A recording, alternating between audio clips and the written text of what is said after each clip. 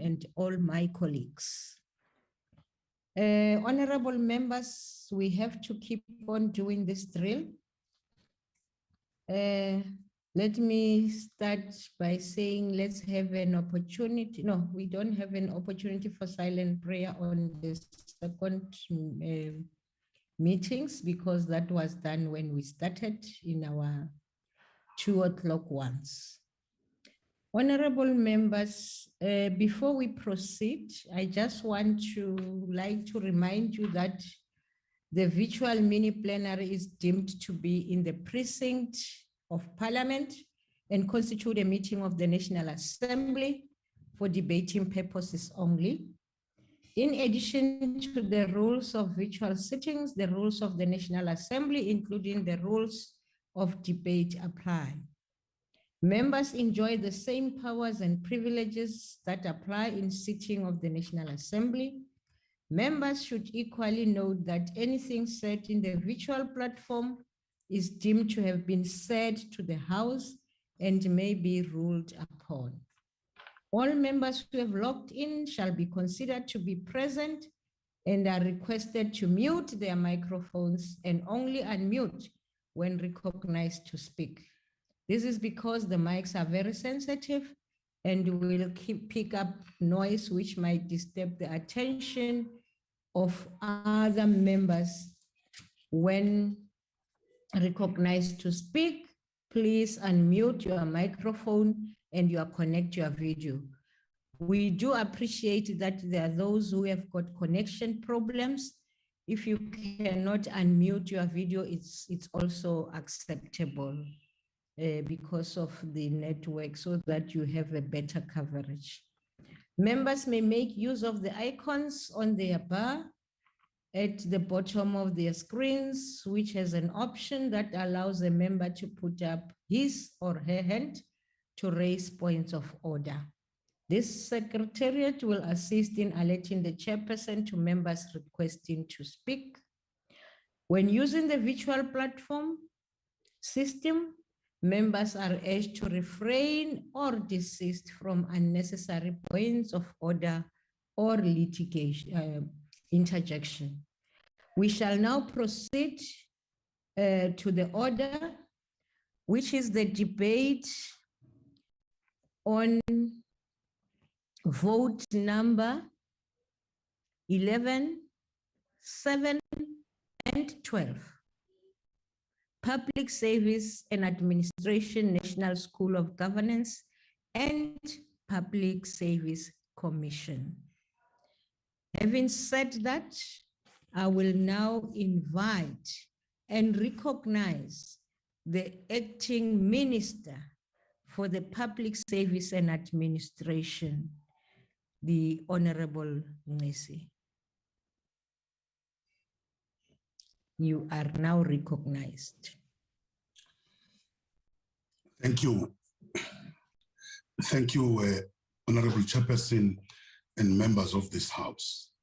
The Deputy Minister for the Public Service and Administration, Dr. Chanepile Machake, Ministers and Deputy Ministers, Honorable Chairperson and members of the Portfolio Committee on Public Service and Administration, the Acting Chairperson and Commissioners of the Public Service Commission, Chairperson and Board of Trustees of the Government Employees Medical Scheme, the Chairperson of the Public Sector Education and Training Authority, the Chairperson of the African Peer Review Mechanism National Government Council, the heads of the institutions within the Portfolio Committee of Public Service and Administration, esteemed guests, ladies and gentlemen.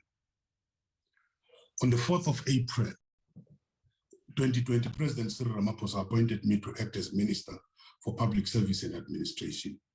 This followed the appointment of my predecessor, Ms. Ayanda Hlodlo, as Executive Director on the Board of the World Bank. Allow me to extend my good wishes to Ms. Hlodlo on her appointment and to thank her for providing strategic leadership to the Public Service and Administration during her tenure. The Ministry of Public Service and Administration is constituted by 4 entities. The Department of Public Service and Administration, Vote 11, led by the DG, Ms. Yoli Swamakasi. The National School of Governance, Vote 7, led by the principal, Professor Busani Ngaweng. The Government Employees Medical Scheme, which generates its own income and is not covered in the budget vote. It's led by the principal officer, Dr. Sten Moral. And the Center for Public Service Innovation, led by the acting director, Ms. Lydia Sibugeti. The Public Service Commission is an independent institution for which I shall also table its budget vote 12, establishing terms of Chapter 10 of the Constitution. The PSC is currently chaired in an acting capacity by Professor Somadoda Figeni and administratively led by Advocate Dinky Dube. The Deputy Minister, Honorable Pilani Majaga, will table the budget in respect of the Center for Public Service Innovation. Our apex priority for this current administration, as the country and the department, is to build a capable, ethical, and developmental state, as articulated in the MTSF. A capable state is the one which has the required human capabilities, institutional capacity, service processes, and technological platforms to deliver services to the people. An ethical state is the one which is driven by constitutional values and principles of public administration and the rule of law, focused on the progress or progressive realization of socio-economic rights and social justice as outlined in the Bill of Rights. A developmental state is one which aims to meet people's needs through interventionist, developmental, participatory public administration, leading an active citizen through partnership with all sectors of society. Honorable members, this year marks 25 years since our government adopted Batupili principles, championed by the first post-apartheid Minister for Public Service and Administration, the late Dr. Zola Skweyiya. In his foreword to Batupili white paper, Dr. Skweyiya pointed out that, I quote, "The transformation of our public service is to be judged rightly by the practical difference people see in their everyday lives," unquote. These principles remain relevant today. The DPSA has the task of creating conditions, policies, and procedures, as well as norms and standards that promote a capable, ethical, and development-oriented public service to strengthen the service delivery. Flowing from the 2019-2024 medium-term strategic framework, the department adopted 5 priority programs to realize the MTSF. The revitalized implementation of Batupili, the full implementation of Public Administration Management Act, stabilizing the public service, fighting corruption, and effective implementation of public service policies. In relation to the effective implementation of Batupili, Cabinet has approved the Batupili revitalization strategy to promote a people-focused public service. The Public Administration Management Act, PAMA, is aimed at harmonizing all 3 spheres of government to ensure uniformity and synergy, and its implementation will go a long way towards the realization of a capable state as envisioned by the NDP. Central to the stabilization efforts will be the effective and efficient management of the public finances. The fight against corruption is ongoing. Corruption and other aspects of poor governance and weak institutions have substantial adverse effects on economic growth. Effective implementation of the public policies is about service delivery. Public policy is the translation of public needs into action. We are committed to an integrated approach which fosters partnership of all government institutions across the spheres, collaboration of institutions within the public service and administration portfolio, and through engagement of labor, civil society, and business as we endeavor to improve the service delivery.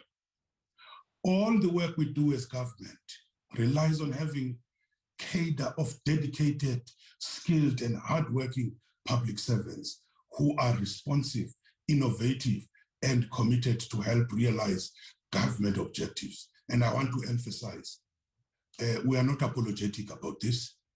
All the work government has to, it relies on having a cadre of dedicated, skilled, hardworking public servants who are responsive, innovative, and committed to help realize government objectives. Ongoing implementation of efforts to improve the performance of the public service municipalities, public entities requires the development of an interventions framework for government, modernizing of the public administration, strengthening of government monitoring and evaluation and other systems, systematizing human resources and organizational development, and Batupili initiatives to ensure that government machinery can contribute to the promise of the better life for all within the Republic of South Africa. Strengthening service delivery is not just a technical exercise. It is about transformation.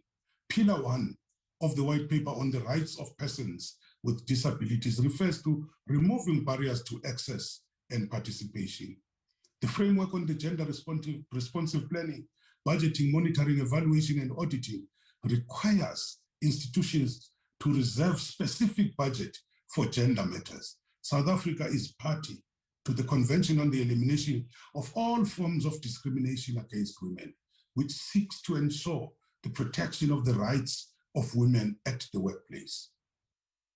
The public sector wage bill is under severe pressure due to the general constraints faced by the South African economy. The situation has been aggravated by the COVID-19 pandemic. It has become increasingly important to develop a new remuneration framework for the public sector, including a wage setting mechanism to better manage the public sector wage bill and ensure a greater degree of uniformity and alignment in remuneration between the various parts of the public sector. We convened with unions a timely public service summit on collective bargaining on the 28th to 31st March 2022, where all parties engaged in a frank exchange, but were able to agree on a number of areas in the final declaration in regard to resourcing, reconfiguration allied to job security, anti-corruption, the fight against poverty, unemployment, and inequality, and the principle of centralized collective bargaining. The National School of Government, NSG, has a mandate to provide or facilitate the provision of education and training, or education, training, and development interventions in the public sector. The school's 5-year strategy is unfolding in a dynamic manner, coinciding with the events like the COVID-19 pandemic and harnessing the potential of the rapidly expanding digital transformation, responding to the challenges of poverty, unemployment, and inequality, and constrained budgets.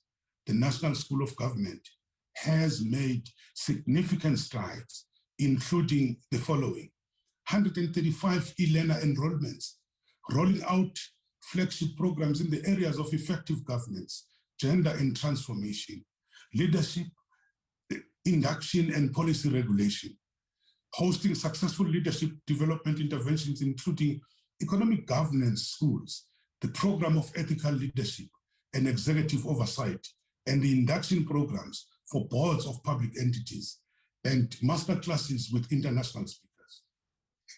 Today, colleagues and honorable members, I'm encouraged that elected representatives and appointed officials are going back to class. In March 2021, you listen to this one, President Ramaphosa, together with members of the executive and other officials, joined a masterclass. I am encouraged that mayors and state entities or state entity board members are being inducted on ethical leadership and executive oversight. I'm encouraged by the thousands of public servants, including our teachers, who are completing courses on ethics. Honorable members, professionalizing the public administration is one of the key imperatives of building a state capacity. The President in the State of the Nation address indicated that we are now at an advanced stage of finalization of the professionalization framework with an emphasis on pre-entry, recruitment, selection, induction, continuous learning, and career progression of the public servants. Indeed, I wish to assure you that the framework has been finalized for consideration by Cabinet. It proposes radical public reforms, which will include more decisive action on consequent management, especially in dealing with mediocrity, unethical behavior, corrupt and criminal acts committed, instruments to undertake integrity testing before any individual joins the public sector, stabilizing the political administrative interface across the public service. With regard to the tenure of the HODs, we shall consider increasing the period of tenure to 10 years, subject to performance. Repurposing the role of the Public Service Commission for insulation of recruitment and selection practices from partisan influence and manipulation for appointment of the Directors General and their deputies. Review and strengthening recognition of prior learning for the use in the public sector. The Public Service Commission remains a critical entity of the department, committed to establishing sound and good governance in the public service based on principles of accountability, participation, responsiveness to the needs of the people, transparency, and the rule of law. In relation to the goal of development orientation, the PSC has found that South African planning system tends to be geared towards reporting and auditing, rather than resolution of development problems necessary to combat poverty, unemployment, and inequality. The PSC's 2021 State of the Public Service Report reveals a lot of variable in capacity and performance across the public service, with major deficiencies in many departments existing side by side with pockets of strengths and excellence. So the report makes proposals on the need to build institutional capacity. The PSC annually conducts announced and unannounced inspections of service delivery. They go to the service sites to evaluate service delivery from the perspectives of the citizens and identify service delivery challenges that can be addressed immediately. Yes. The PSC participated in the mission to Waterberg District Municipality in 2021 as part of the partnership between the United Nations and the Department of Cooperative Governance and Traditional Affairs Initiative to support the implementation of the district development model, a critical program, the DDM, in building state capacity and ensuring improved responsiveness to community needs. The PSC Citizens Forum is distinctly South African method of engaging citizens and focuses on the delivery of particular programs at a given point. It involves government working with citizens to propose practical measures to improve service delivery. The PSC continues to monitor the performance of the departments in terms of payment of invoices of suppliers within 30 days time frame stipulated in the Public Finance Management Act. Further to this, the PSC, in its quest to be responsive to the needs of the citizens and ensure accountability, continue to intervene in the matters of unresponsiveness by public institutions to provide required services. These interventions include, for example, the SAPS Forensic Services to release a forensic analysis report to enable grieving families to bury their loved ones, the issuance of a matric certificate and payments of the SASSA COVID-19 relief funds. During 2021-22 financial year, the PSC has continued to contribute towards the improvement of the sound labor relations in the public service through investigating grievances that could be resolved between the departments and their employees. The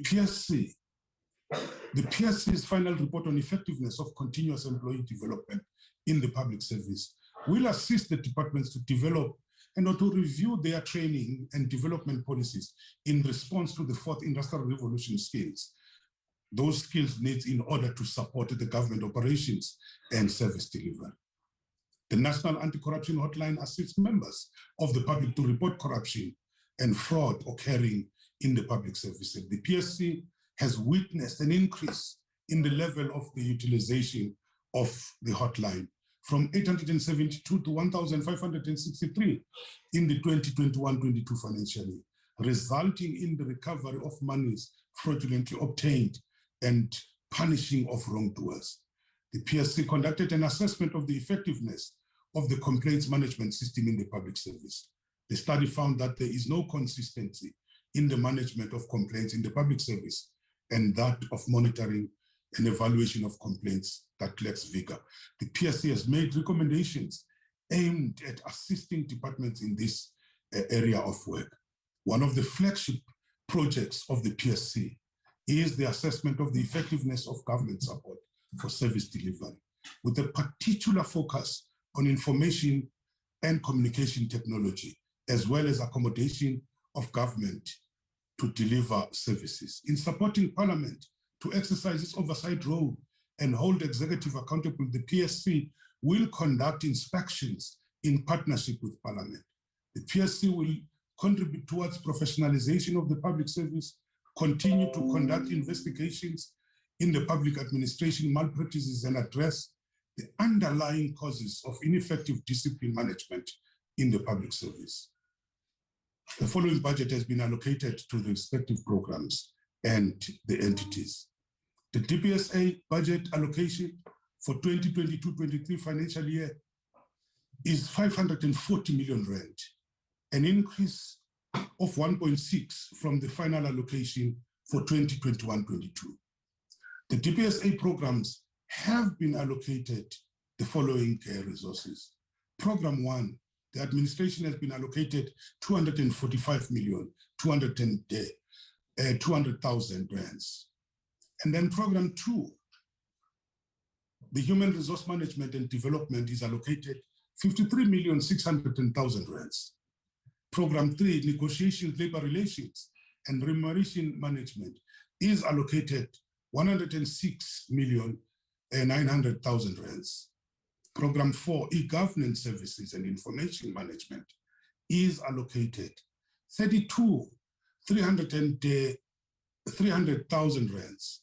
And Program 5, government services access and improvement, which also includes the transfer payment to the Center for Public Service Innovation, 44,500,000 is allocated, and 100,000 and 2,300,000 has also been considered. The budget of the NSG for this financial year is 228 million rand, as the NSG has to generate additional revenue for financial sustainability. The trading entity has budgeted to raise income from the cost fees of 101 million rand.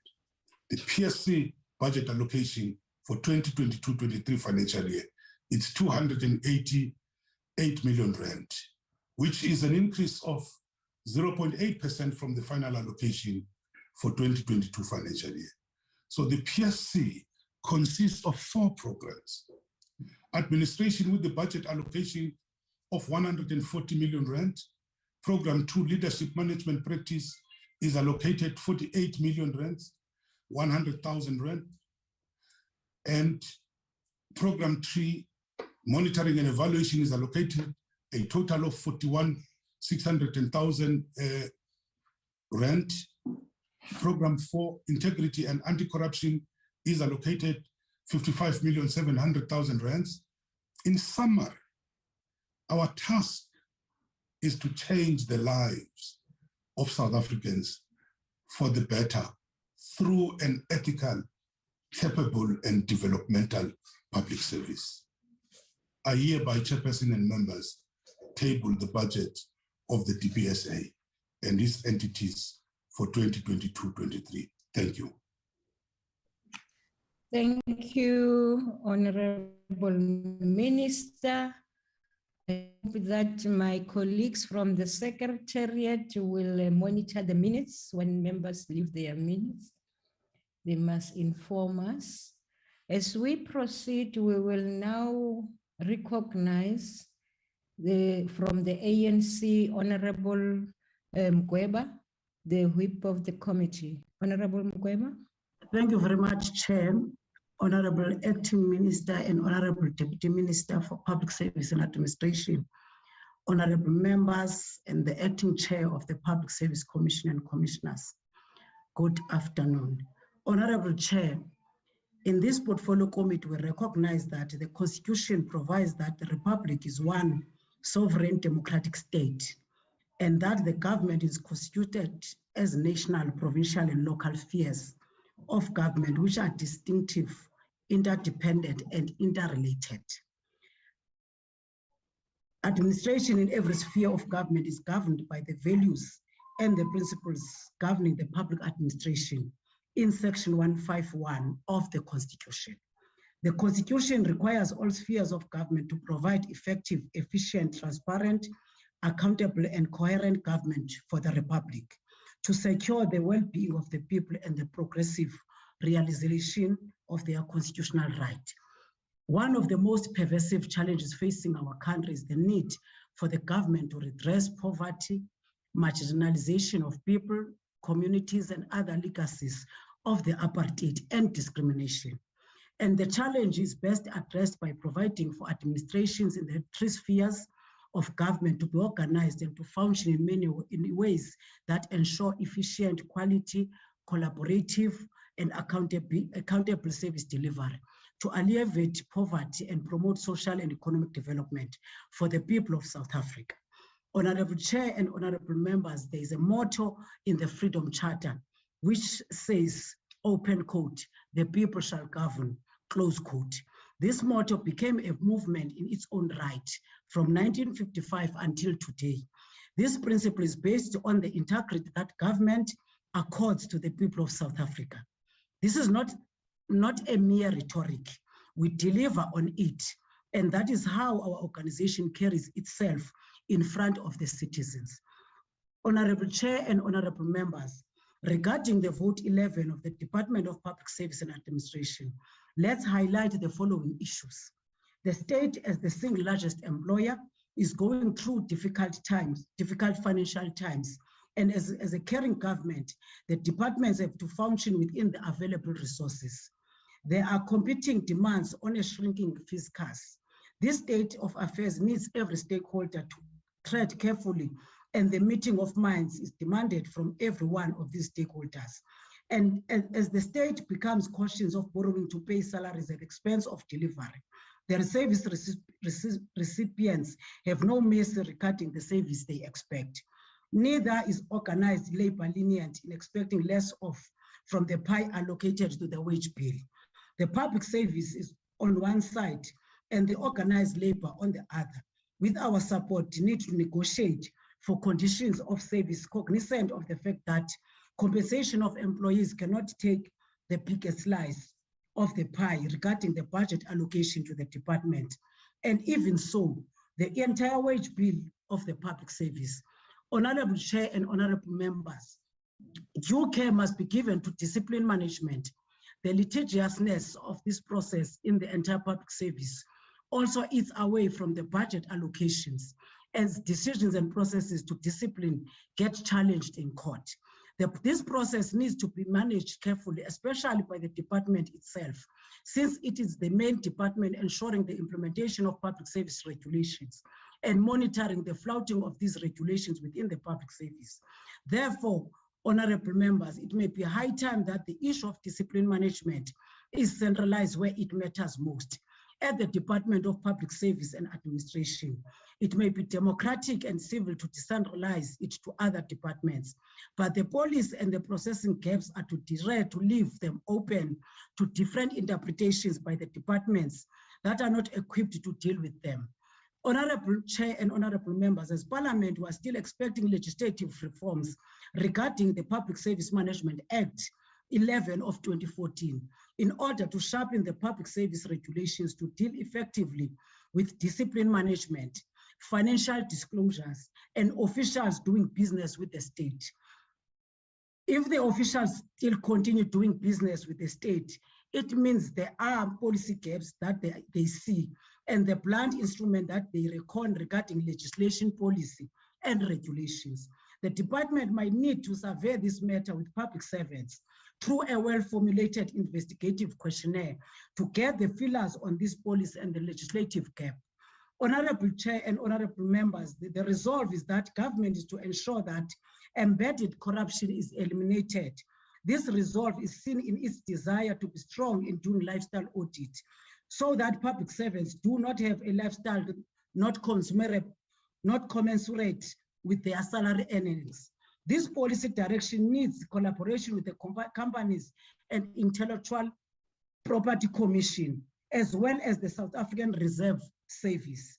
In this manner, the fight against corruption can be won for congruency and alignment. Lifestyle audits should coincide with the financial disclosure framework. Conducting these two but agreeable and complementary processes at separate times defeats the noble purpose of eliminating corruption. Reliable and useful information gets discovered at different times and after effect. Alignment must be effected in this regard if we are to see a real turnaround on corruption. Honorable Chair and honorable members at this committee, we expect that the maturity of democracy and the experience the public service has should make us see less of service delivery protest. Such protest must only be justified by the shrinking pool of resources allocations, not because those who are charged to deliver services ignore this mandate. This is the task that the public service has not been keen to execute with resolve and enthusiasm. Willing political machinery must be supported by a willing administrative and managerial machinery. The political administrative interface must be managed in such a way that it frees the hand of the executive from holding the power that should not be in its hand, and allow it free administration to carry its due without interference. We envisage a public service that is allowed to recruit professionally where they are empowered by legislation to do so. In that way, service delivery will improve. Service delivery improvement plans will be scrutinized professionally without the executive shielding those who do not perform on this level.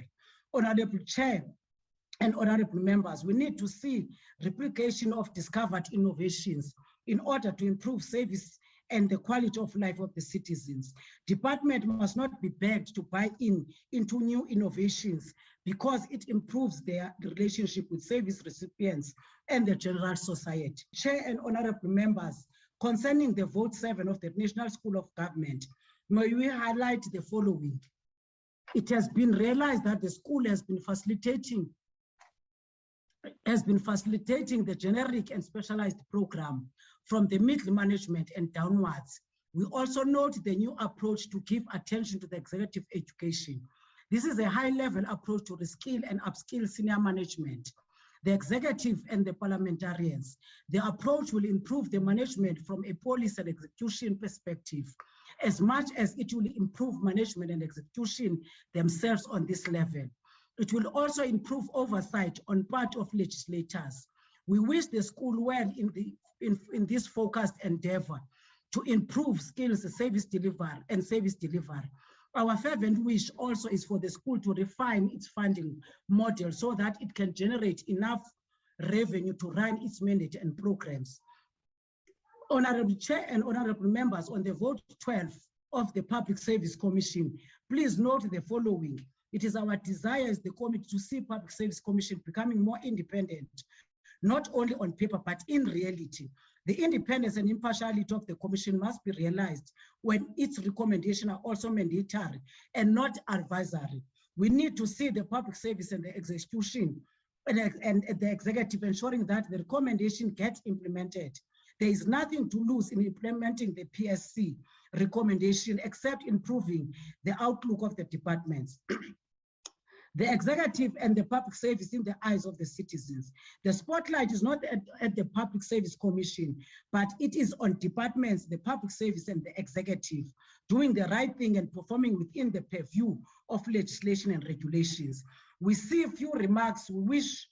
With these few remarks, we wish all the departments under these votes the success in implementation policy and honoring legislative frameworks involved. The ANC support the budget votes 7, 11, and 12, Honorable Chair. I thank you. Thank you very much, Honorable Mgweba. As we proceed, we now recognize the GA Invite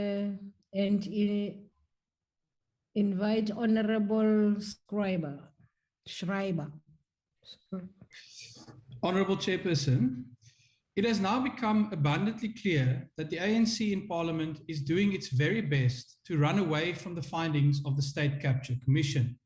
The Department of Public Service and Administration, too, has done absolutely nothing to uproot ANC cadre deployment, which is the fundamental cause of state capture and corruption in South Africa. Since the ANC is apparently hard of hearing when it comes to the findings of the Zondo Commission, allow me to try and break the sound barrier with a few short extracts from the report's thousands of pages. Keep in mind, these words are not mine or the words of the Democratic Alliance. They are direct quotes from the Chief Justice of the Republic of South Africa. Of course, the reports flag a long list of ANC members, some of whom continue to sit as members of this very Parliament and Cabinet as implicated in state capture corruption. Gwede Mantashe, Jacob Zuma, Cedric Frolick, Nomvula Mokonyane, Dudu Myeni, Vincent Smith, Malusi Gigaba, Zizi Kodwa. But as the Commission's findings make clear, capturing and destroying our state is a team sport. And accused number one is the African National Honorable Congress. Schreiber. Yes, Honorable Chair? Schreiber. Please wait, there is a hand. Honorable Khadebe. Thank you, Honorable Chairperson. Honorable Schreiber has just named the sitting members of Parliament on the first name terms, which is not allowed according to Rule 82. Thank you, Chair. Thank you very much. Honorable Schreiber, members of Parliament are still honorable and you may call them Mr. or Mrs. or any title that befits them. Please refrain from doing that. Thank you. Okay, Proceed. thank you, Chair. They are honorable despite being mentioned in the Zondo Commission report. As the Commission's findings make clear, capturing and destroying our state is a team sport, and accused number one is the African National Congress itself. So let's look at what the Commission says about these world champions of corruption. In the first volume of the report, Chief Justice Zondo confirms, with reference to EOH and Blackhead Consulting, that these were at least two instances where the proceeds of corruption were diverted to a political party, in both instances the ANC. Later in the same report, the Chief Justice says that, in fact, there is another example, that is Bosasa. The evidence revealed that Bosasa made donations to the ANC in cash and in kind. It cannot be that it only gave the ANC clean money or that it did not spend dirty money on the ANC. In a subsequent volume, Chief Justice Zondo finds that a so-called war room provided by Bosasa to help the ANC during the 2014 election campaign was a form of inducement and gain aimed at achieving influence.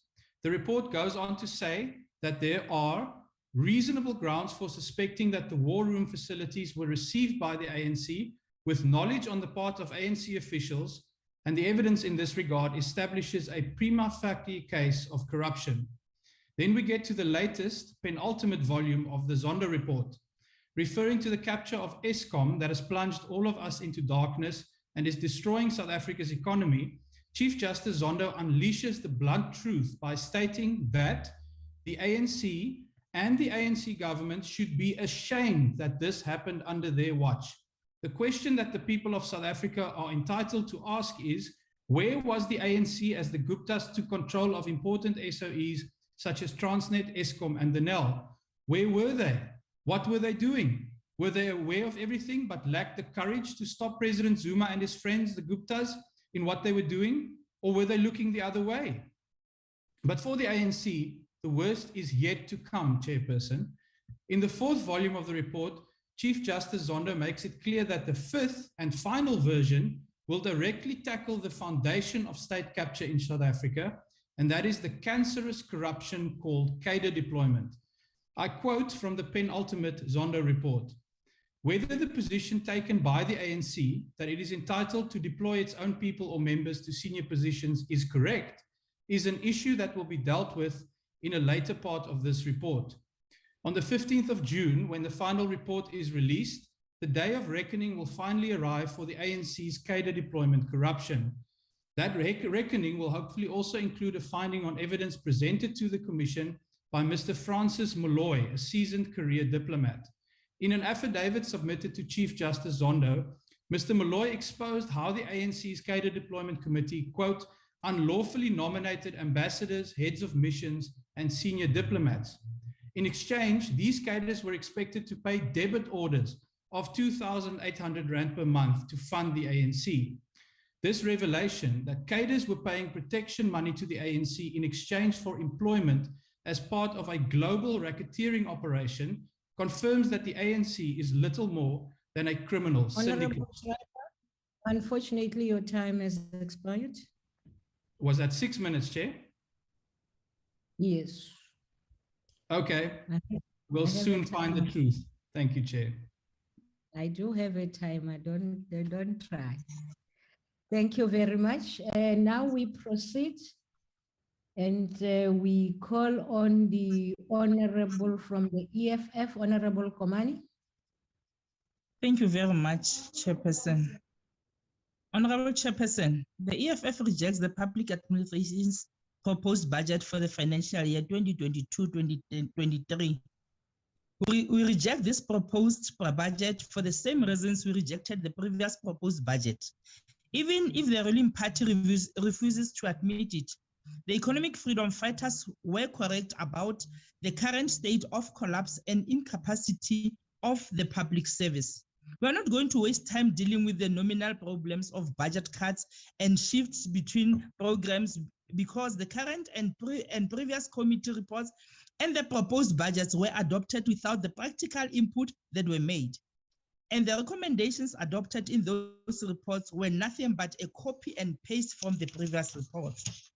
Chair, we are always told that South Africa is a developmental state. What is a developmental state if it does not have the necessary capacity? The truth of the matter is that South Africa is not a developmental state. If anything, what we have here is simply an incapable state. A developmental state must have the capacity to respond to a pandemic like COVID-19. Our hospitals and clinics did not respond to the COVID-19 pandemic. Instead, our people died, including our nurses and doctors. A developmental state must have a capacity to respond to floods in KwaZulu-Natal, to rebuild roads in eThekwini municipality, deliver water to the affected areas in Umlazi, Phoenix, Pinetown, and other affected areas. And continue to operate and deliver government services. Because of the incapacity of the state, our people in KZN are still waiting for water, electricity, sanitation, and health services weeks after the floods. Chair, a developmental state capacity must be able to intervene and stop the killings, kidnappings, and abductions of women and children. But the parents are losing and burying their children on a weekly basis, like it has happened today in Mudimule in the Limpopo. A developmental state must have the capacity to ensure reliable electricity generation. A developmental state must ensure that trains are running from Johannesburg to Soweto, from Cape Town to Langa and Kaelisha, and from Durban to KwaMashu, Nanda, and other areas. A developmental state must be able to deliver water in Guyana. A developmental state must be able to stop electricity cable theft. A developmental state must be able to build hospitals in Rustenburg. Without any of this, you don't have a developmental state, a state capacity, or a public service. And all of the current public servants who are underpaid, demoralized, and denied salary increases, despite the fact that the cost of gasoline, electricity, housing, food, and other necessities has risen dramatically, are a mere pushing papers. Honorable Chairperson, what is to be done now? Number one, for the public service to be service to its citizen, it must have its own capacity, and this is going to start by building the state capacity and insourcing of workers. We know insourcing is practical and implementable because it was done in the city of Johannesburg, in Tshwane, in Nelson Mandela Bay, at SARS, and many other state institutions that have listened to the EFF's guidance. Number two, Chair, we must train public servants to be dependable. but and the National School of Government must build its own capacity. Number 3, we must increase their salaries to an acceptable standard, starting with our doctors, teachers, and nurses. Number 4, Chairperson, all temporary workers and interns employed in the state institutions must be hired on a permanent basis with benefits and a pension. Number 5, all government employees who are doing business with the state, as alluded by the previous speaker of the ANC, must be given 30 days to leave business or leave the state. Number 6, Chair, we must set a clear deadline for all lifestyle audits to be conducted, and we must have a report by the end of the year 2022. Unless we recognize public service according to this implementable proposal, Chairperson, we will not support this budget as the EFF. Thank you very much. Thank you, Honorable Komani. From the IFP, we will now invite Honorable Hlengwa. Thank you very much, Honorable House Chairperson. I present this budget speech on behalf of the Honorable Inkosi R.N. Kebekul. At the outset, the IFP wishes to preface its contribution today by highlighting the fact that the Department of Public Service Administration is one of the toughest, if not the toughest, mandates in government. Specifically, the mandate to improve the professionalization of the public service, which does not only act as the face of our government, but comprises a significant portion of the country's workforce. Over the last few years, we have seen unprecedented economic struggles and a severe spike in unemployment due to largely the global COVID-19 pandemic. But in all honesty, our economy and employment rate have been in a decline for several years now. South Africa suffers from an ethical bankruptcy, which is pervasive and deeply entrenched in the ruling party. Corruption has become synonymous with South Africa. It is part of the country's brand. The importance of the role of the Public Service Commission in overseeing, monitoring, and evaluating and investigating public administration practices, as well as creating a capable, ethical, and developmental public service also needs to be highlighted.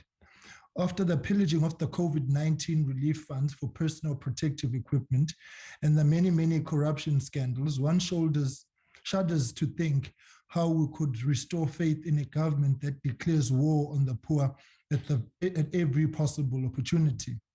The recent floods in KwaZulu-Natal in the Eastern Cape saw many lives lost, leaving heartbreaking scenes and many people destitute. And the first thing people were worried about was mismanagement of relief funds allocated towards mitigating the disaster. Lest we forget the devastating riots last July, the cost of which is still being counted, where no meaningful arrests have been made, even after the president of the country told us, quote unquote, we know who they are. Recently, reports stated that more than 100,000 public servants, employees, have been implicated in a graft scheme where they are unduly and unlawfully benefiting from social grants intended for the poor of South Africa. This included staff in the offices of the President, the Chief Justice, the National Treasury, and the Law Enforcement Agency, all to the detriment of the poor. Unfortunately for the poor in South Africa, this suffering is not temporary. It is relentless and accumulated. The heartbreak manifests itself in their everyday struggle, while those who already have plenty get more. Therefore, the National Anti-Corruption Hotline needs to be promoted and prioritized, and the crucial role of whistleblowers needs to be prioritized by this department. As the IFP, we therefore echo the recommendation of the committee that the department needs to fast-track the amendments of all legislation due earlier than 2023 to give Parliament ample time to finalize such legislation within its term. The government, as an employer, and the Public Service Coordinating Bargaining Council should swiftly finalize wage negotiations for the 2022-2023 financial year. This will avoid delays to the process, which impact the morale of public servants, as well as uniformity and a time frame with the financial disclosure framework on lifestyle audits. We further wish to make mention of the importance of the synchronization of all three levels of administration in order to achieve anti-corruption objectives. As the IFP, we support the budget vote and will continue to work alongside the department to ensure that the principles of Patopile as well as the vision of the NDP is truly fulfilled. Thank you, Honorable Chairperson. I thank you, Honorable Hlengwa. We proceed now and invite the Honorable Dana from the FF Plus. Thank you, Honourable House Chair. House Chair, while 89% of respondents in a survey done lately by Stats SA indicated that they have faith in Statistics South Africa as an entity and views it as a credible and professional institution for now, the opposite is true for other state departments, their entities, and the public service at large. The public service should be efficient, effective, and development-orientated, and most importantly, it should be professional and accountable. Furthermore, constitutional values and principles on all levels of public administration are not negotiable. They should be present, promoted, and maintained, and the core mandate of this department should be to ensure exactly that.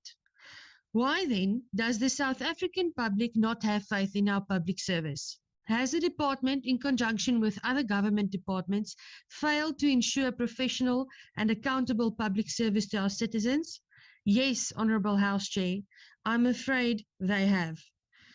The service delivery rendered to us as South African citizens is shockingly poor, to say the least. But let me not generalize. There are public servants who work days and nights to deliver efficient, effective, and professional service, and they must be commended.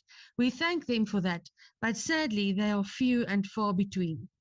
Die waarheid is, agbare voorsitter, dat hierdie departement die mooiste planne met die mooiste woorde op papier kan saamstel, maar as die eindgebruiker van die staatsdiens nie effektiewe en behoorlike diens ontvang nie, help al hierdie woorde en al hierdie planne net mooi niks. Ek hoop die waarnemende minister luister mooi. As 'n nuwe ma 2 jaar moet wag vir haar kraamverlof eis om deur die werkloosheidsversekeringsfonds se personeel verwerk te word, nadat sy 6 keer dieselfde dokumente moes indien, omdat personeel die dokumente misplaas en verloor, sal sy nie vertroue in die staatsdiens hê nie. As 'n bejaarde dame deur 'n verpleegster in 'n staatshospitaal kaal uitgetrek word en weerloos op haar bed gelos word vir die ganse saal en hulle besoekers om te sien, sal sy en haar familie nie vertroue in die staatsdiens hê nie. As 'n leerlingbestuurder nie 'n afspraak kan kry om sy bestuurslisensie aansoek te voltooi, sodat hy vir 'n werk kan aansoek doen nie, omdat die lisensiekantoor 1 personeel het en geen administratiewe toerusting het nie, sal hy nie vertroue in die staatsdiens hê nie. Dit is tog die einddoel waarna hierdie departement moet streef. Dit is tog waarom programme wat deur die NSG aangebied word wentel, maar dit word nie op grondvlak deur die kliënte van die staat, ons die belastingbetalers, die inwoners ervaar nie. Yet, Chair, public service compensation has grown by about 40% in real terms over the past 14 years. The wage bill remains the largest component of public spending. This means that government has to increase its borrowing to sustain its salary bill. A salary bill spent on a great number of public servants who do not have the will, skill, or desire to deliver professional, efficient, and friendly service to the very people who pay and suffer to keep them in their jobs in the first place. We note that there are plans to stabilize the public service, but by restoring stability and credibility in state institutions. These plans contain words such as programmatic interventions, which will include productivity measurements. These words have been used for years, yet the standard of public service has never been this low. The same goes for the National School of Government, which has a constitutional mandate to ensure that all the basic values and principles are instilled in the value system and performance of all public servants and representatives. This is not the case. The end users of the public service very rarely see these wonderful values and principles that the NSG is supposed to instill in their public servants. Is the NSG failing? It would seem so. And the same goes for the Public Service Commission, who is vested with the custodial oversight responsibilities for the public service, and who is supposed to monitor, evaluate, and investigate public administration practices. Honourable Chair, I ask this question. If the department and its entities, such as the National School of Government and the Public Service Commission, fully delivered on their mandate and plans as set out in the budget and beyond, if they effectively and efficiently implemented all of these beautifully set out goals, why is the public service underperforming? Who is not doing their job? And whose responsibility is it ultimately? Chair, I thank you. Thank you, Honorable Dena.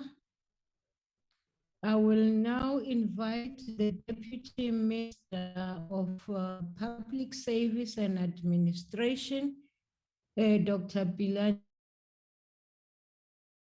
my colleague, Honorable Mahlaule.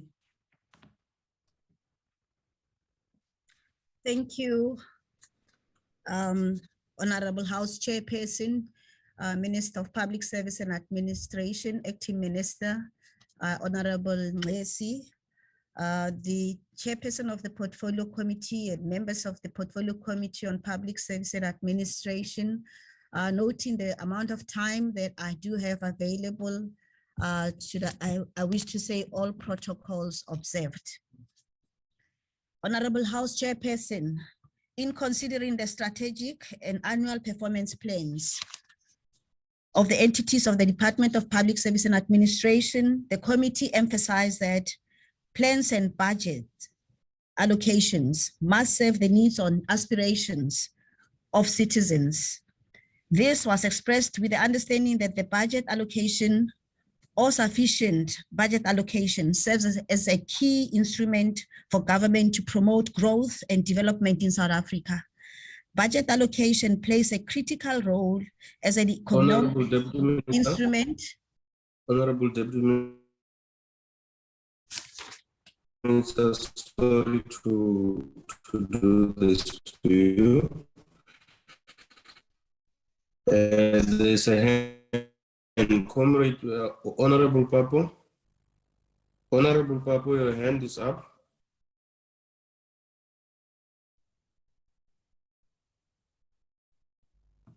Okay, Deputy Minister, can you please proceed? Can you unmute yourself, Deputy Minister? Thank you, Chairperson.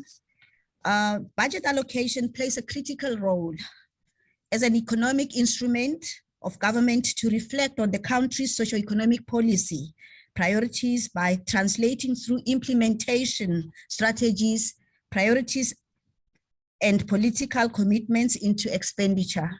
The budget serves as a vital tool to operationalize government activities towards the achievement of its intended priorities. Without the budget, the annual performance plans remain a pipe dream. House Chairperson, it is disturbing to notice the trend of just rejecting the budget by some members of the opposition for political point scoring. You have been given the opportunity to represent South Africans in this chamber. Do it responsibly. Unless most of the members are normally not in the portfolio committee, when reports are interrogated, and together with the committee, we actually carve a way forward in terms of managing to achieve the goals for the Department of Public Service and Administration, or realize the mandate. Honorable Schreider of the DA continues to falsely lament corruption by the African National Congress, which I actually think is actually unfortunate. And he is actually also alluding to the Zondo Commission, which is not what the report is actually focusing on. But in terms of that, what I would actually just want to say is that Honorable Schreider should actually allow due process to unfold and stop grandstanding with the ulterior motive of making the very ANC that is fighting corruption to appear like accused number one, as he calls the African National Congress. Your language smacks of an organization desperate for recognition, Honorable Schreiber.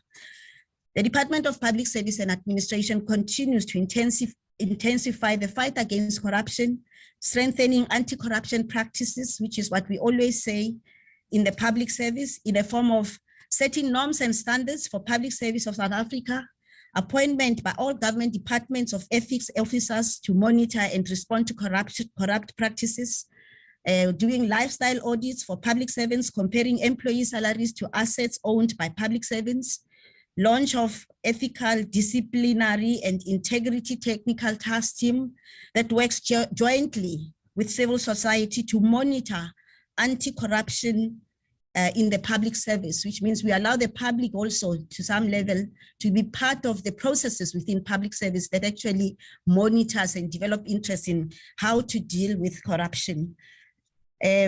Also, to protection of whistleblowers, we appreciate measures taken by the Department of Justice and Constitutional Development in amendment of the Protected Disclosures Act that promotes full protection of the whistleblowers. And also we have to acknowledge the Fusion Center that brings together all security agencies to intensify the fight against corruption. The country and the Department of Public Service and Administration is really serious about fighting corruption. House Chairperson, one of the other entities that the Department of Public Service and Administration is responsible for is the Center for Public Service Innovation, which is a center established in terms of Section 7A listed in Schedule 3A of Public Service Act 1994 as amended and is an organ of state. The mandate of the Center for Public Service Innovation is to strengthen solution-oriented culture and practice of innovation in public sector to improve public service delivery. Through its mandate, the Center for Public Service and Innovation contributes to us building a capable, ethical, and developmental state. We do it all the time, Honorable Komani, because your argument is that we are not a developmental state, we lack capacity.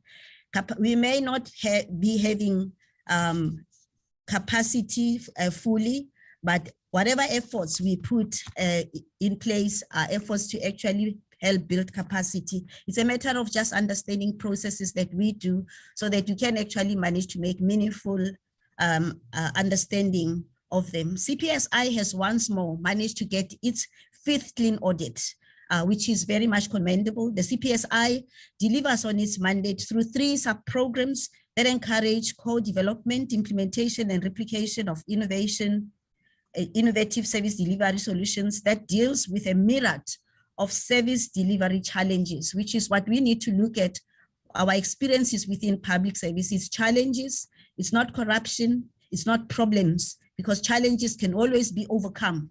There's no government that can actually exist without challenges. Some of the notable solutions of CPSI are, but not limited to, hackathons, which is a process of bringing together young people to come together and put their heads together, and they're given a problem within public service, and they come up with technical solutions that have been very helpful. There's also, as part of the notable solutions that are there, agri-tech solution, COVID-induced e-learning solutions, water filtering systems, fire prevention device for informal settlements, personal safety and crime prevention solution. It's called Memeza, which is one instrument that is actually used mostly by informal settlements when somebody is in trouble, and then it's a way of actually calling to yourself the people in the community. There's also online to Song Center and a whole lot more other solution-oriented outcomes that CPSI has got. CPSI unearths innovation towards improved public service. CPSI nurtures innovation in public service, thus the annual awards for innovators. CPSI continues to grow a number of in-house software developers in government, departments, building solutions internally at a fraction of a price normally charged.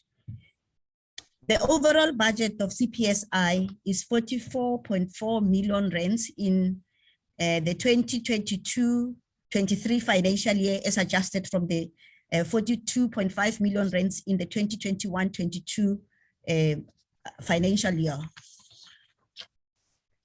The other entity for the Department of Public Service and Administration is responsible for is the Government Employee Pension Health Housing Scheme.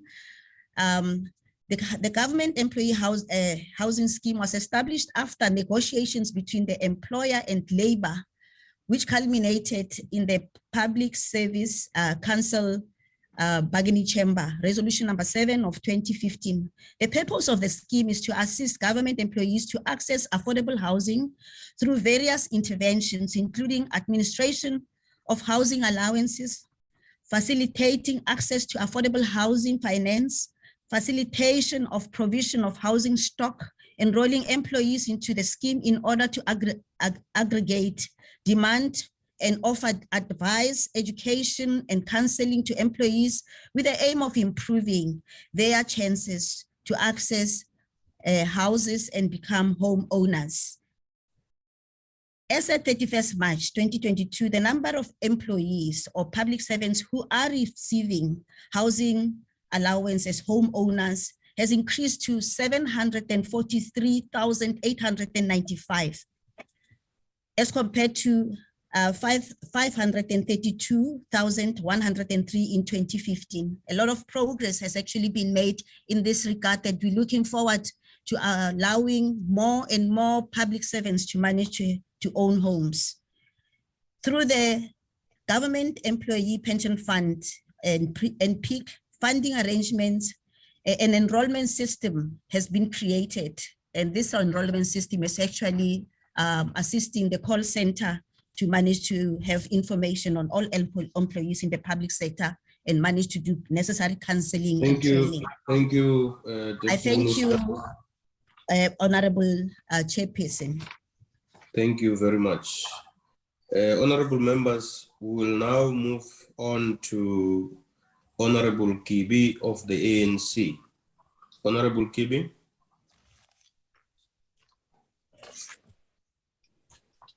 Thank you, Honorable Chair.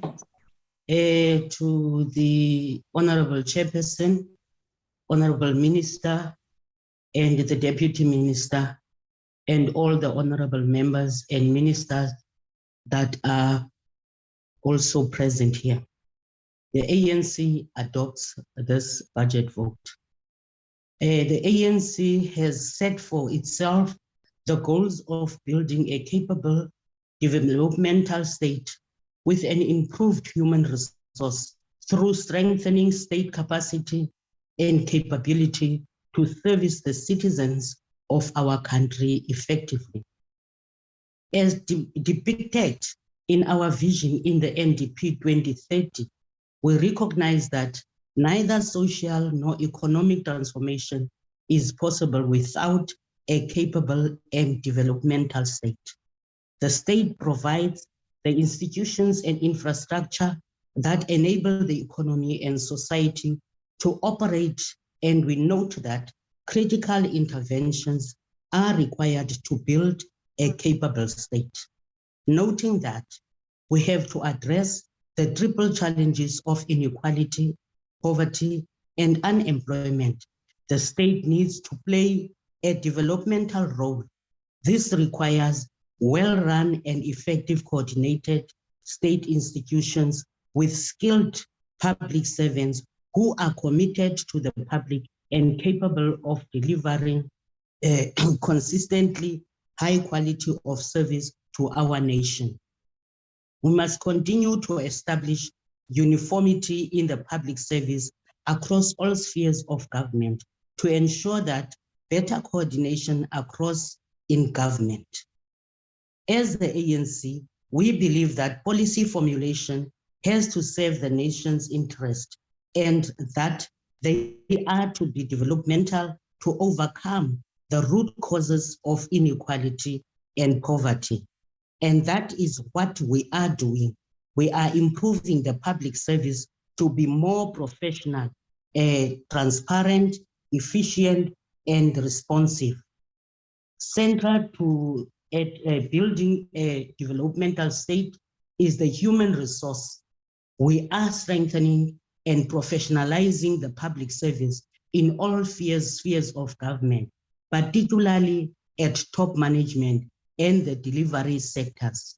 As the ANC, we have made progress in transforming middle management and gender parity in the public service. Our programs are responsive to our socio-economic challenges, such as unemployment, particularly youth unemployment. The public service must lead in promoting gender equality and inclusivity with the inclusion of women, youth, and persons with disabilities in the sector. Understanding that we are at a juncture in our country where there are high levels of unemployment, particularly amongst youth. As the ANC government, we have remained consistent in our resolution to absorb youth into the public service. As stated in the NDP, we are committed in making the public service in all spheres a career of choice, particularly for graduates who wish to contribute to the development of the country with the necessary skills and expertise to fulfill its core functions and develop appropriate core paths for technical specialist and specialization. Notwithstanding that, we are pleased to note that progress has been made by removing barriers of entry in the public service for young people. Moreover, in this financial year, we welcome the new set target of absorbing 30% of young people into the public service in all departments. We have faith in that this new target will contribute in addressing the level of youth unemployment in the country. As the ANC, we welcome the increment in the budget for this financial year. However, acknowledging that in real terms, we recognize that there is a decrease between this and the previous financial year due to the COVID-19 pandemic. It is inevitable that the pandemic has impacted government greatly, honorable members. Furthermore, acknowledge that more funds have been allocated to Program 1. We hope to see more improvement in the quality of spending in the department, and that the department will monitor fruitless, irregular, and wasteful expenditure and adhere to the recommendations made by the auditor in general. Developing a professional ethos in the public service is crucial to the ANC, as it is indicated of the type of public service cadre required in the public service. We require public servants that fully embody the Batupili principle, striving for a people-centered government. We welcome that the department will continue to monitor implementation of the principle. A developmental state is reliant on the type of public servant that it has. Public servants that put people first. As the ANC, we commend the department for the efforts they have put to ensure this through the development of the job evaluation system. We need a system where public servants are appointed based on their competencies and capabilities. Noting that one of the biggest impediments in the public servants is corruption, and that it compromises development and undermines public confidence in the state. We will continuously address this challenge, particularly with public servants conducting business with the state. The Technical Assistance Unit for Ethics and Integrity in the public service will carry out a number of measures to tackle corruption in the public service, which include, amongst others, the implementation of interventions to support the timely resolution of disciplinary cases and reporting of criminal conduct in the public administration to the relevant law enforcement authorities initiated. We have to fast track the digitization of the public service and therefore require innovation. We therefore welcome the recommendations that the Center for Public Service and Innovation should assist the Department of Public Service and Administration in developing innovative solutions to digitalize government's administration business model for a manual administration business process. Furthermore, the Center for Public Service Innovation should also develop innovative solutions to assist government to accelerate service delivery and replication where necessary, and to hand over such solutions to the relevant departments for further implementation. Having a meritocratic, professional and responsive public service and professional public servants with the requisite skills in their areas of specialization will improve the quality of services that are delivered to our people. In our goal of attaining a single public service, we have to take a proactive approach to improve relations between all spheres of government and thus of all intensify our efforts in fighting corruption and maladministration. All efforts are geared towards our transformation agenda of creating a better life through a developmental and capable state. The ANC support this budget. Honorable Chair, here we are here for the budget votes. We are not here to be taken through the commission, the Zondo Commission report. All of us read the report and we understand what is in the report. So the recommendations will be implemented when the time comes. If people don't have anything to say when they want to criticize maybe the budget votes, they must just keep quiet, not take things that don't belong here today. I thank you, Chair. Switch on your light, Mama. Switch on your light. Okay, sorry. I'm done.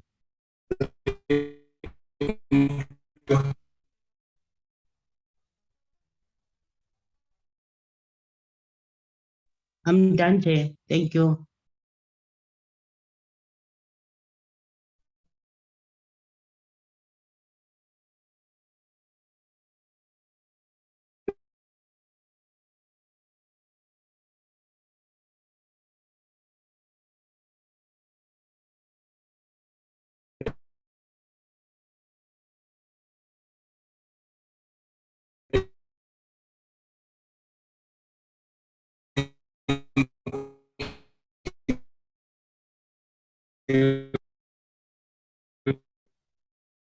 Your network is failing you.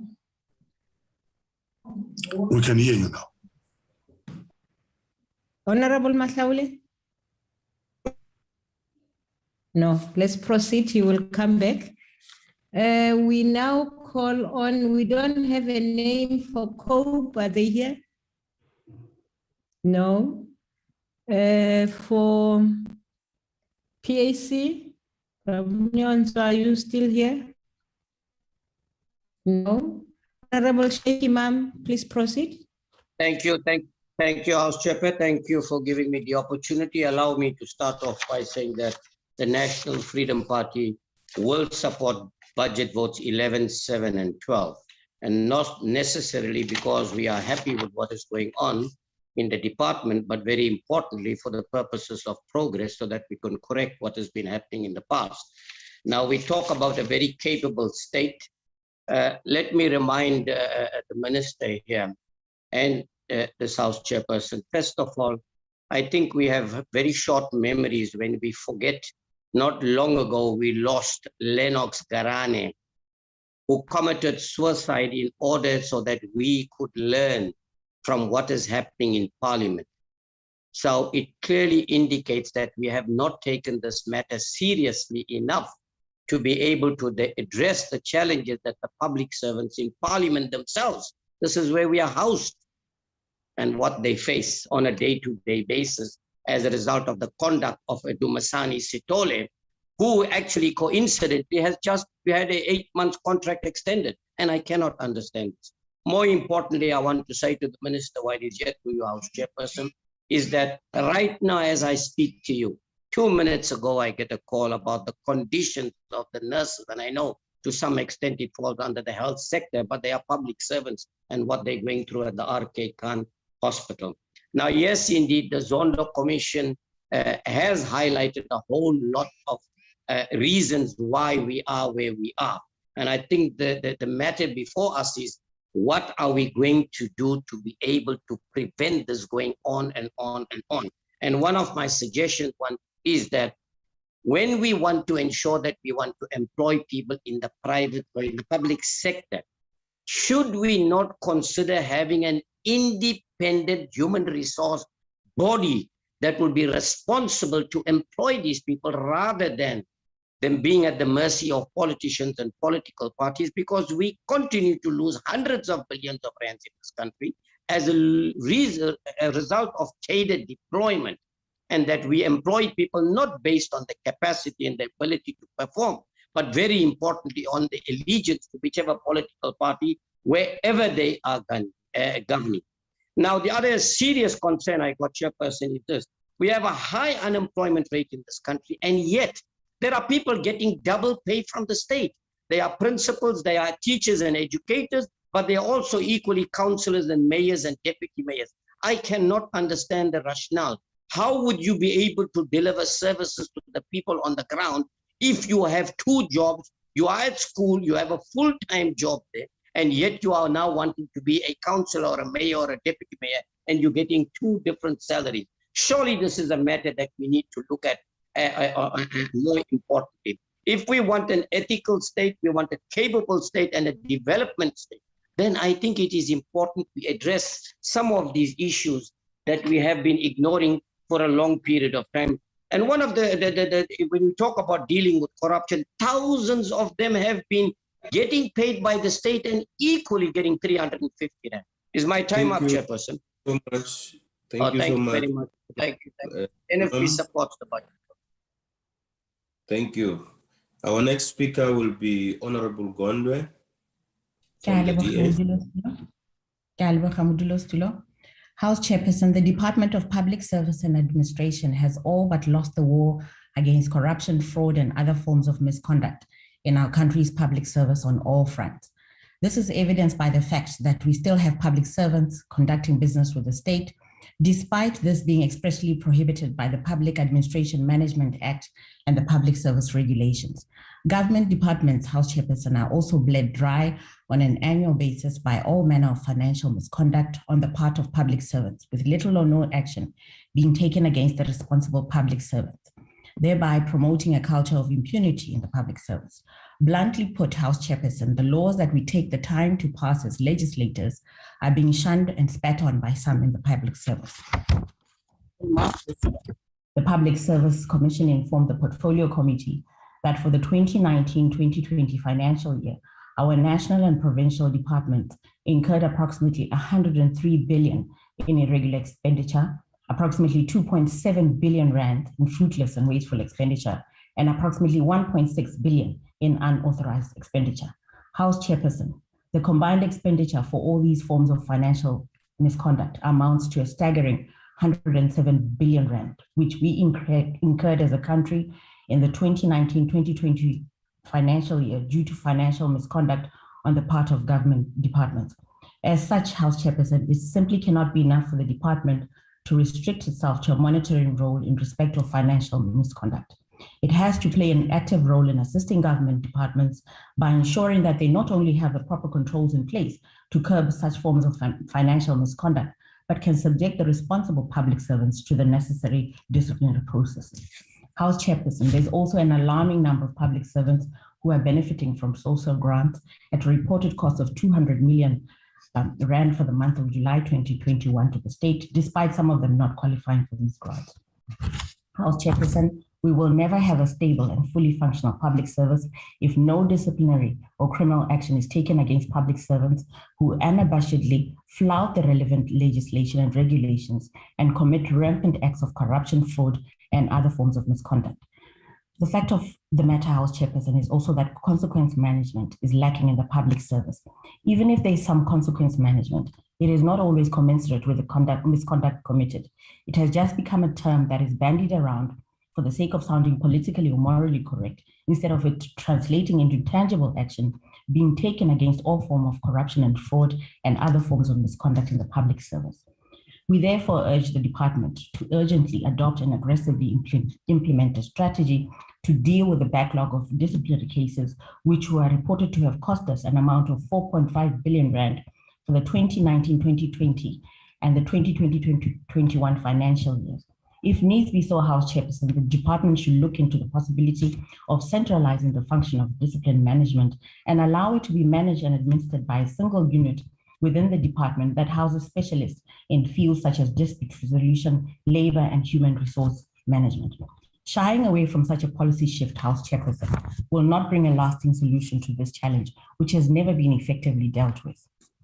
House Chairperson, we had honestly hoped that the introduction and subsequent implementation of mandatory lifestyle audits for public servants in 2021 as a mechanism for preventing, detecting, and subsequently uprooting corruption and fraud in the public service would have by now yielded results in the fight against corruption and fraud in the public service. However, to date, the Western Cape is the only province to have gone beyond the implementation stage of the lifestyle audit cycle and progressed to the investigation stage, whereas other provinces and national departments are lagging behind in this respect. The reluctance or inability of other provinces and national departments, House Chairperson, to conduct these lifestyle audits will only further entrench corruption, fraud, and other forms of misconduct in the public service. We therefore recommend that the department firms up and enforces timeframes in relation to the implementation of these lifestyle audits by all government departments and hold government departments accountable if they fail to adhere to these timeframes. The Public Service Commission, House Chairperson, if this body is to make a meaningful impact in the war against corruption and fraud in the public service, it will require additional funding and more independence. 75% of the Commission's budget for the 2022-2023 financial year will go towards the compensation of its employees. And as such, it's difficult to see how it can effectively discharge its mandate with only 25% of its allocated budget at its disposal. It is for this reason that we support the bill that the Commission intends to introduce to Parliament, which will see the Commission being supported by an independent secretariat and acquiring its own standalone and fully fledged budget vote located within the budget vote of Parliament to guarantee the Commission's independence from the executive. It is also worth mentioning, Honourable House Chairperson, that the private members' bill proposed by my colleague, Honourable Leon Schreiber, will also seek to strengthen the hand of the Commission in a similar manner. Let this bill, House Chairperson, not be shot down on account of Honourable Schreiber being a member of the opposition. We cannot build a public service, let alone this country, without considering the views and the inputs of those who can, objectively speaking, add value.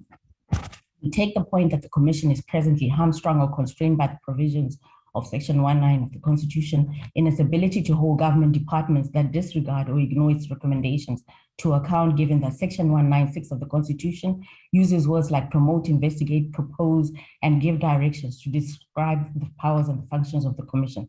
However, in light of the alarming levels of corruption and fraud that we find our public service currently mired in, the time has come for the hand of this, our country's only Chapter 10 institution, to be strengthened by this House so that it can play a more impactful role in the reshaping of the face of our public service. Lastly, House Chairperson, a primary mission of the National School of Government is to empower and capacitate public servants to be responsive to the needs of our citizens and government priorities through education, training, and development interventions. However, some of the courses or programs that the NSG presently has on offer do not necessarily speak to the needs of our citizens and government priorities. It is on this basis that we recommend that the NSG starts playing its part and its role in the fight against corruption and fraud in the public service by offering a wider range of courses or programs which are intended to entrench and inculcate a culture of accountability, professionalism, ethics, and morality in the public service, and at the same time, capacitate and empower senior managers to effectively address and deal decisively with acts of corruption and fraud and other forms of misconduct in the public service. I thank you. Thank you very much, Honorable Member. The next speaker will be Honorable Ntuli from the ANC.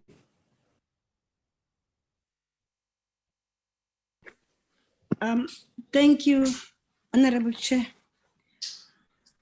Honorable Chairperson, Honorable Minister, and Deputy Minister, all ministers present here, Honorable Chief Whip and Deputy Chief Whip, Honorable members, and fellow South Africans.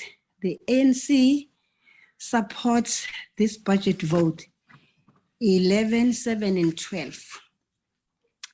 This debate takes place in Africa Month, in which great ideas gather together for engineering of the elevation of Africa.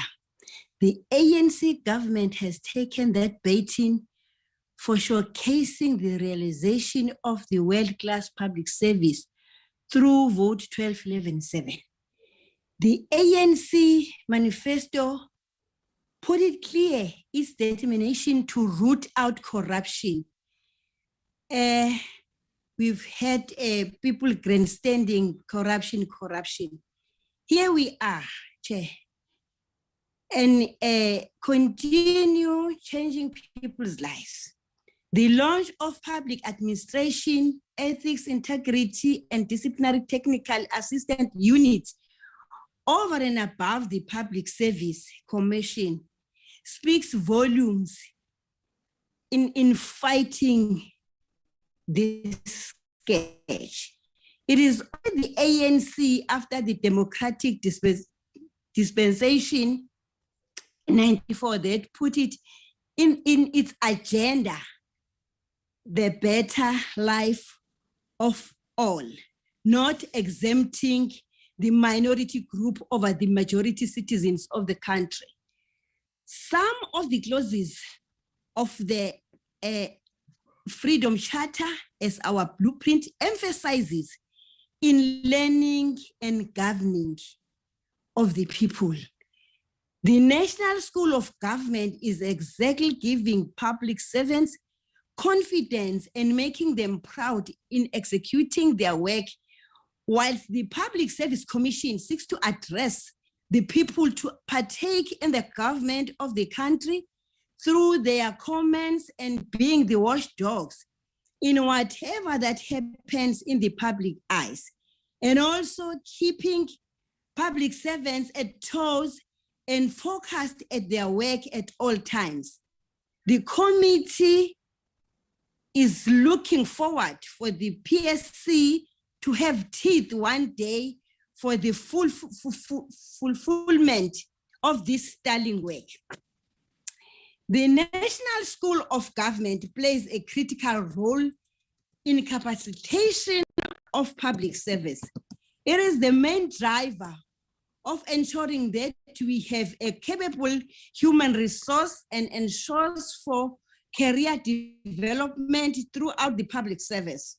The National School of Government provides support for talent management across the spheres of government and provides for appointment, succession planning, and career development. A capacitated and skilled public service will be able to represent and connect to the communities that they serve. There is no doubt that the school has taken a proactive approach in developing professional expertise. The NSG plays a fundamental role in ensuring that public service is professionalized by providing compulsory induction to all public servants.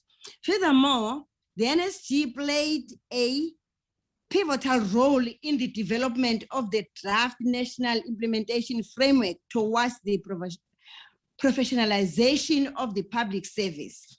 It has to ensure that all of the basic values and principles are inculcated into the value system and performance of all public servants and representatives through education, training, and development, ETD initiatives. It does so through its curriculum design, development, and delivery approach with the practical application of participatory, people-centered methodologies and the application of indigenous facilitation and learning techniques during the ETD initiatives in building a caring ethos and citizen-centered service delivery focus amongst public servants. This approach consciously focuses on the application of the principles and values of the Constitution and the realization of the public administrative justice to all whom we serve. As the ANC, we welcome the budget increase allocated to National School of Government and hope that the entity will continue doing the good job that it does of providing accredited courses to all its learners. We are pleased to know that a bigger chunk of budget has been allocated to Program 2, which provides education, development, and training to public sector employees. This is a clear indication that building a skilled professional public service is one of government's priorities. Furthermore, the committee recommended that the NSG should develop a fully fledged funding model to maintain the self-generated income. Inasmuch as the COVID-19 pandemic has affected the functions of many departments, we can all attest to the fact that it drove us towards innovation. There is no escape from the fourth industrial revolution. We commend the school for introducing the use of the e-learning modality that enables it to offer e-learning courses and to establish communities of practice, as well as open online courses. We also applaud the school for undertaking training needs analysis with public sector institutions and for completing research projects to inform training needs and opportunities.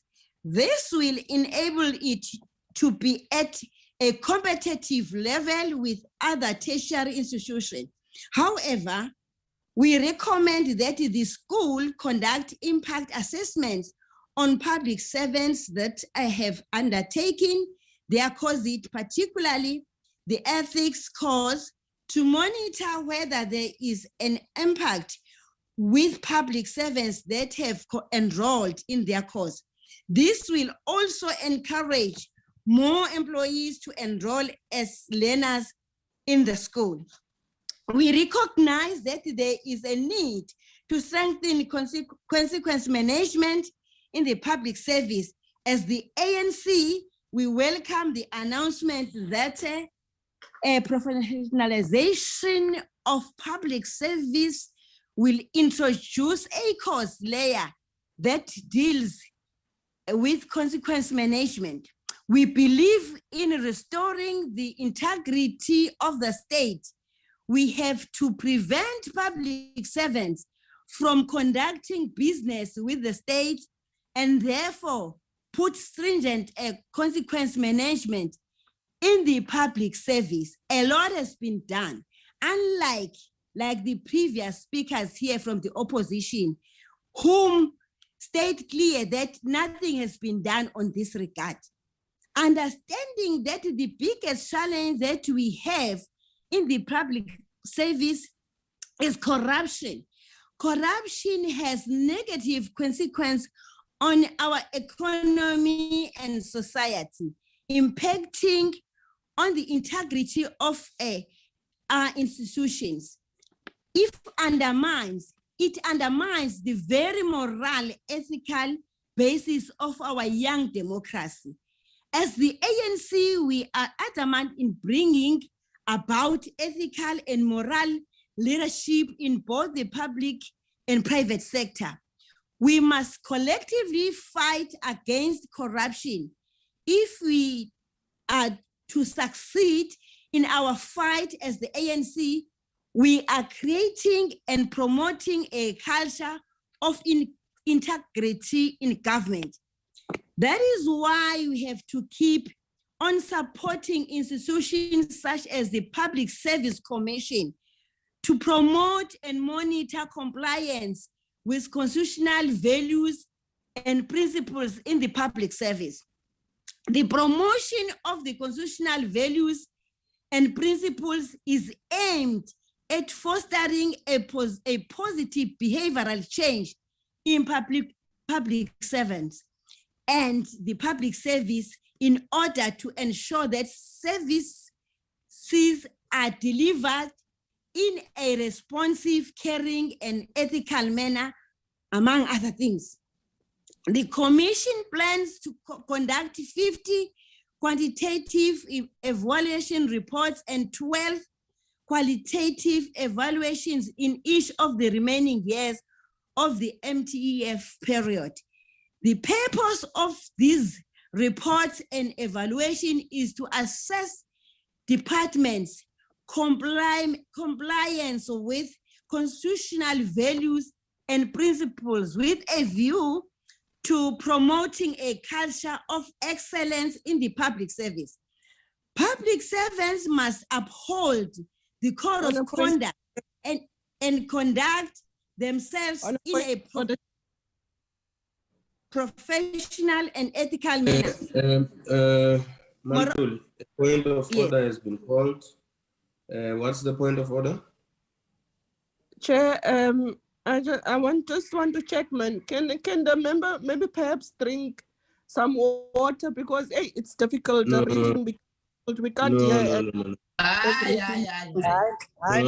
are out of order. Honorable Ntangwini, you are out of order. Can you proceed, Honorable Ntuli?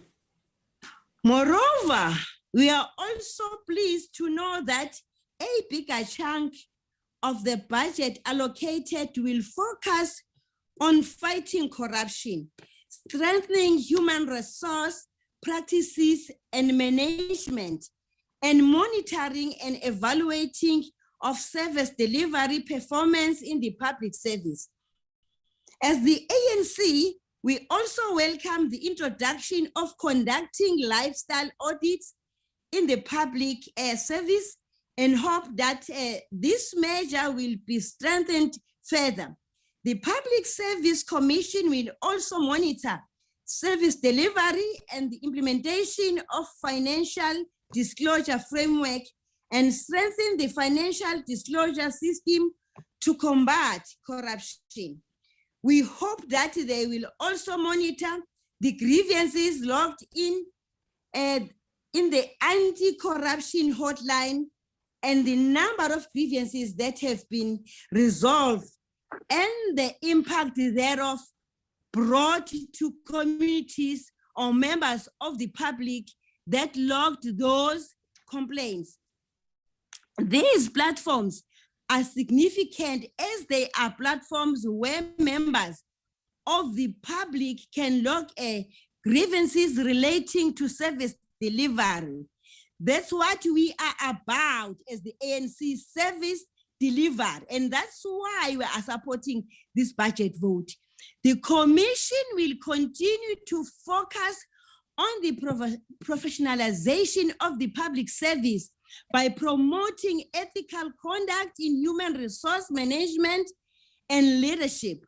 In aid of this, the Commission will conduct research and monitor and develop capacity on key public service issues, such as ethical practices in recruitment processes, effective discipline management, and the effective management of employee development.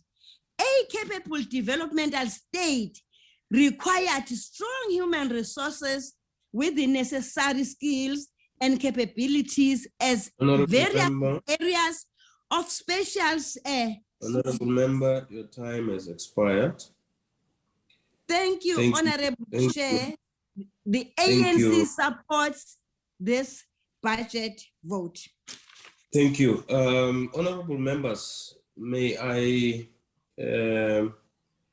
say this, that the acting minister in the earlier presentation had left 6 minutes, I'm advised. So when I don't stop him after 5 minutes, you must know that it's because he now has 11 minutes. May I now call the acting minister for public service and administration. Honorable Minister. Thank you very much, Chairperson. I don't know why Honorable Maklua was showing his face, whether he was trying to intimidate me.